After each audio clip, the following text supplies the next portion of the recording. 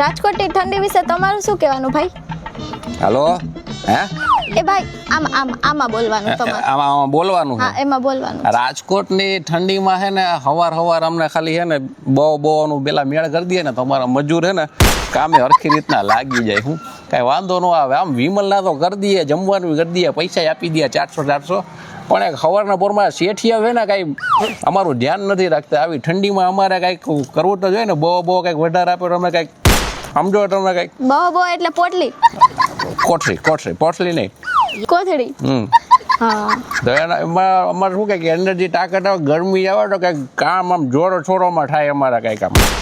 પછી કમ્પ્લેન કરે કે તમારો બાથરૂમનો પોખરો તમે અમારા રૂમમાં નાખી દીધો. તો નાખી જ દે ને. હવે આવી ઠંડીમાં અમારા હાથ જામી જાય શું કરીએ હવે? આ બેન તમારા કાંઈ કામકાજ હોય તો કહેજો, અમે 400 કરી દઈએ ને 200 ની મેળ કરી દેજો કંઈક. એ ભાઈ તને કીધું ને ઇન્ટરવ્યુ લેવાઈ હતી ને એટલો જવાબ દે. હાલતી ન થા. મારી પાસે બહુ માંગસ પીવાના. ભલે નો અમારો જ નથી આવું.